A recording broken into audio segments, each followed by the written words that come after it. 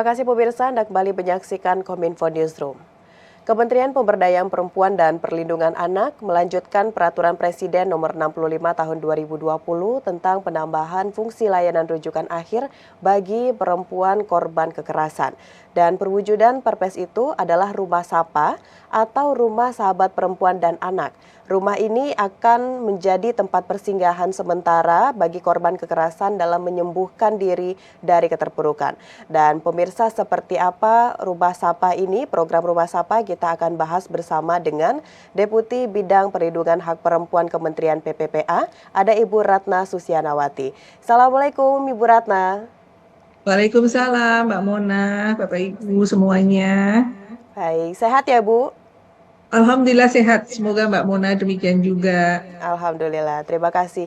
Bu Ratna, ini adalah Rumah Sapa yang baru diresmikan pada bulan Februari lalu langsung oleh Menteri PPA Ibu Bintang Puspayoga.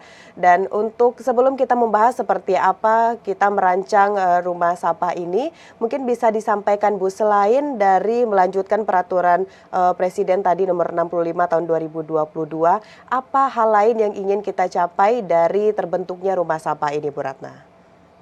Ya, terima kasih banyak para pemirsa dan Mbak Mona, menjadi ruang yang sangat baik bagi kami di Kementerian Pemberdayaan Perempuan dan Perlindungan Anak untuk terus mendiseminasikan, mensosialisasikan kepada masyarakat, kepada publik apa yang kami lakukan sebagai tindak lanjut dari menjalankan mandat dan juga arahan Bapak Presiden untuk bisa memastikan menurunkan angka kekerasan terhadap perempuan dan anak. Seperti tadi disampaikan oleh Mbak Mona bahwa sekaitan dengan pelaksanaan dari Perpres nomor 65 tahun 2020 yang juga dilakukan revisi melalui Peraturan Presiden nomor 7 tahun 2023, bahwa di dalam memberikan layanan rujukan akhir kepada perempuan dan anak korban kekerasan, kami terus melakukan berbagai upaya perbaikan memenuhi standar-standar layanan yang harus diberikan kepada upaya-upaya untuk memberikan perlindungan lebih kepada perempuan dan anak korban kekerasan.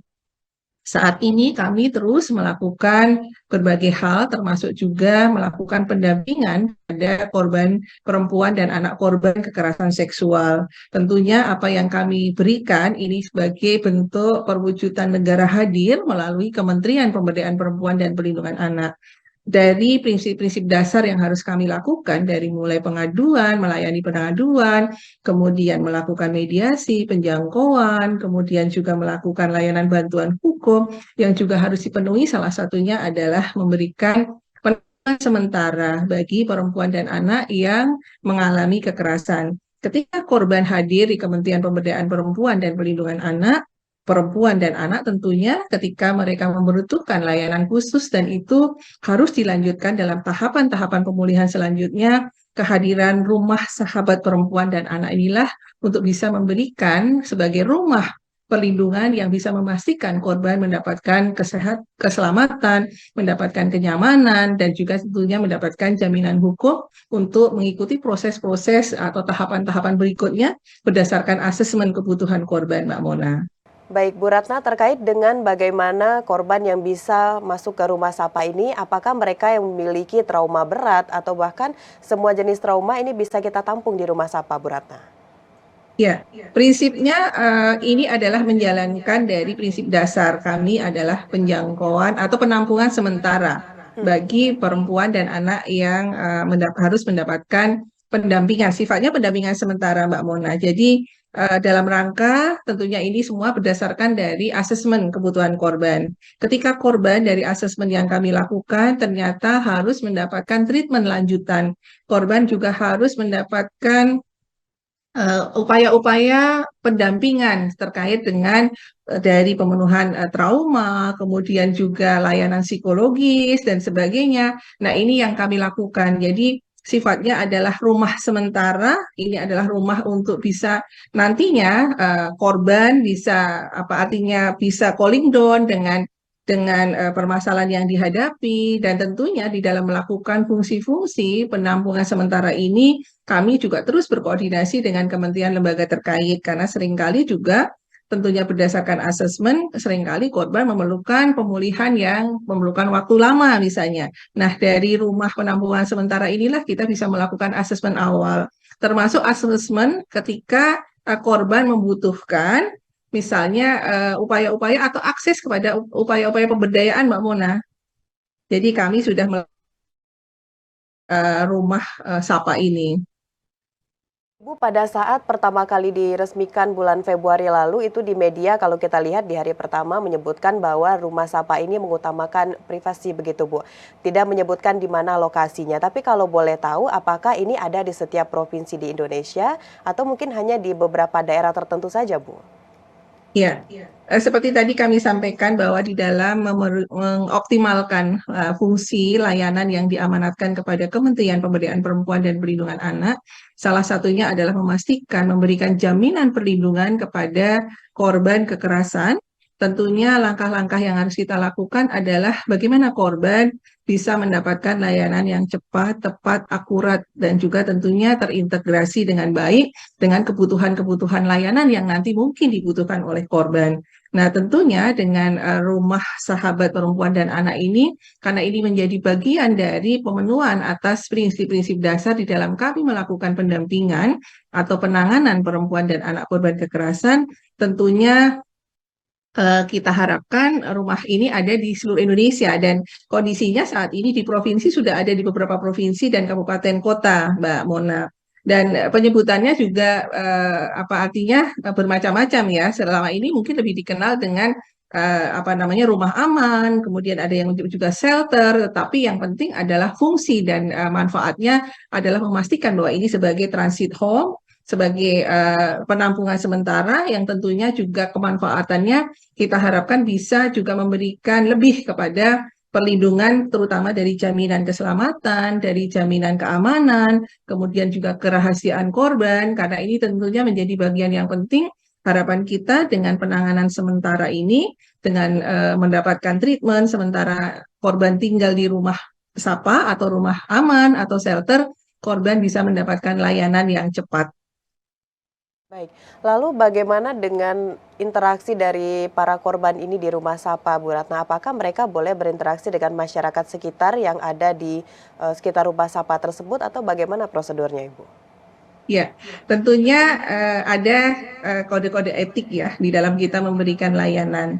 Tentunya hal-hal yang kita harapkan adalah sebetulnya ketika korban kita tempatkan di rumah sahabat perempuan dan anak ataupun apapun itu di rumah penampungan sementara ini tujuannya adalah memastikan keamanan, kemudian keselamatan dan identitas korban. Artinya juga kerahasiaan korban supaya karena seringkali Mbak Mona korban ini kan mengalami trauma yang berkepanjangan, takut bertemu dengan pelaku, takut dengan masyarakat, rasa kepercayaan diri yang kemudian juga tidak stabil dan sebagainya. Nah, tentunya ketika kita bawa atau kita dampingi selama di rumah perlindungan atau di rumah sahabat perempuan dan anak ini, kita juga melakukan pembatasan-pembatasan untuk mereka bisa berinteraksi karena khawatirnya justru akan membahayakan keselamatan dan juga kenyamanannya.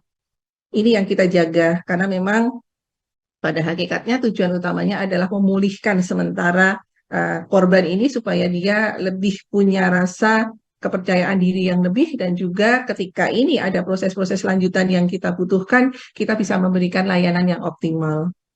Baik, itu adalah bentuk bagaimana kita mengatur interaksi dari korban dengan masyarakat. Betul. Selanjutnya kita juga ingin tahu Bu Ratna, bagaimana pendekatan yang kita lakukan untuk penyembuhan pada korban yang tinggal di rumah persinggahan rumah sementara ini. Apakah ini secara personal atau mungkin secara bersamaan dan bagaimana SDM yang kita sediakan di setiap rumah Sapa, Bu?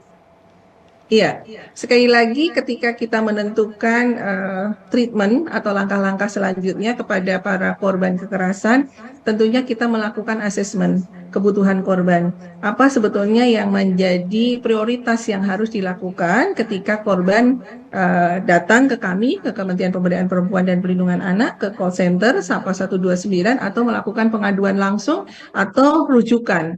Nah, ini yang kita lihat adalah memastikan apa sebetulnya yang menjadi kebutuhan dan memberikan kepentingan yang terbaik bagi korban. Apa yang harus kita lakukan? Nah, ketika korban ternyata dalam prosesnya, misalnya masa tertentu dia harus stay di satu tempat, kemudian juga harus mendengar atau mendapatkan layanan yang berkelanjutan dan sebagainya. Nah, ini yang kita siapkan dengan Rumah Sahabat Perempuan dan Anak. Untuk selanjutnya tentunya interaksi-interaksi yang kita lakukan, kita juga menyiapkan di sana ada psikolog klinis, kita juga ada pekerja sosial, kita juga ada teman-teman advokat, kita juga ada teman-teman yang nanti siap mendampingi pada intinya sesuai dengan kebutuhan korban. Ketika korban harus mendapatkan layanan kesehatan misalnya, kita mengkomunikasikan kepada layanan-layanan kesehatan yang terdekat. Ketika korban dalam jangka pendek membutuhkan rehabilitasi misalnya, apakah rehabilitasi yang dibutuhkan, kita mengkomunikasikan sesuai dengan apa yang memang treatment, apa yang harus dilakukan, kita sebagai tenaga atau sebagai penyedia layanan kepada korban, Mbak Mona. Baik, berarti memang kita lihat Rumah Sapa ini salah satu yang benar-benar dibutuhkan oleh korban kekerasan pada saat ini, Bu ya. Kita berharap Rumah Sapa benar-benar menjadi rumah perlindungan bagi korban kekerasan. Terima kasih Bu Ratna Susyanawati telah kembali berdiskusi bersama kami Kominfo Newsroom pada malam hari ini. Kita akan tunggu lagi Bu bagaimana Kementerian PPPA dalam memberikan pelayanan terbaik khususnya bagi perempuan dan anak. Terima kasih Bu Ratna, selamat banyak, malam. Mbak Mona. Sinergi multi pihak menjadi sangat penting, Mbak Mona, untuk bisa kita memastikan optimalisasi dari apa keinginan dan juga memastikan kehadiran negara menjawab persoalan melindungi setiap warga negara dari berbagai bentuk kekerasan. Terima kasih Kominfo, terima kasih semuanya, Bu Mona dan teman-teman. Terima kasih Ibu Ratna, selamat melanjutkan aktivitas, selamat malam Ibu. Selamat malam. Pemirsa, perbincangan tadi mengakhiri kebersamaan kita dalam Kominfo Newsroom. Ikuti berbagai informasi terbaru dalam kanal GPR TV atau melalui media sosial gprtv.id. Pemirsa, dukung terus Migrasi TV Digital, bersih gambarnya, jernih suaranya, dan canggih teknologinya. Saya Mona Azhar Nisa pamit, sampai jumpa.